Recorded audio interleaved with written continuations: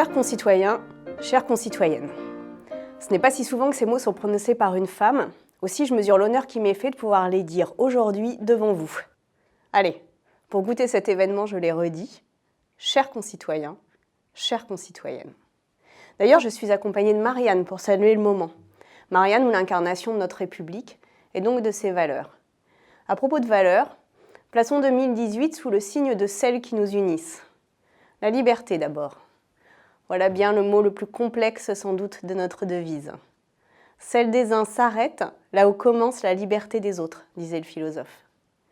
Permettez que je débute ces vœux sur la liberté de disposer de son corps, de l'habiller comme on le souhaite, de s'abandonner en l'offrant, mais surtout d'en conserver l'intégrité.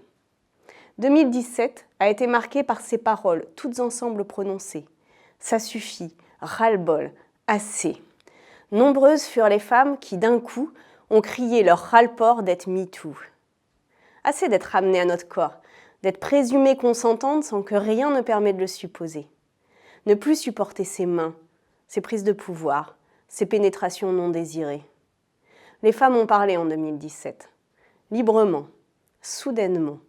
Et cela a été impressionnant, assourdissant même. Alors d'aucuns ont jugé l'épisode inquiétant.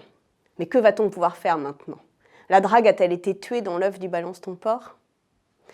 Formulons le vœu que 2018 soit l'année de la concrétisation et de l'amplification de ce mouvement d'émancipation, que cette nouvelle année soit marquée du sceau de la liberté conquise par les femmes à disposer entièrement de leur corps, et donc que le plaisir, le désir, soit libéré de la peur ou de la crainte.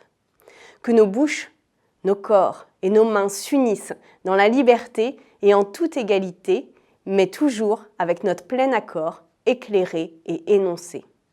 Oui, nous avons envie de faire l'amour. Non, nous ne voulons pas être violés. Que 2018 soit alors sous le signe de l'amour et non de la guerre, surtout pas des sexes.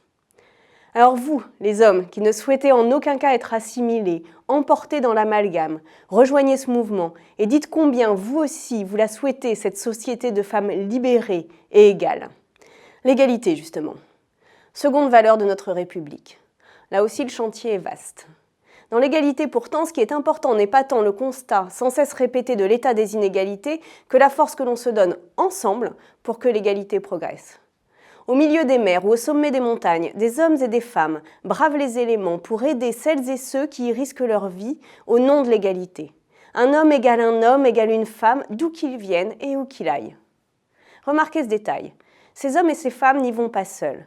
Ils et elles s'unissent, mettent en commun leurs forces et leur humanité pour que l'égalité progresse. Ce mouvement, souvent discret, est à l'œuvre sur bien des domaines. Au sein des entreprises, des hôpitaux ou ailleurs, les lanceurs et les lanceuses d'alerte comptent sur notre relais, notre sensibilité, pour ne pas laisser les plus gros, les plus forts, les plus riches l'emporter. Alors, pour 2018, je vous souhaite ceci. Offrir un peu de votre force et de votre énergie, la mettre en commun et en partage pour que qui que vous soyez, où que vous soyez, vous permettiez et participiez, même modestement, à la progression de cette grande cause, l'égalité. La fraternité. Considérer l'autre comme un frère, ajoutons comme une sœur, respecter, aider, être bienveillant et bienveillante. Considérer l'autre avec respect, c'est aussi le regarder différemment.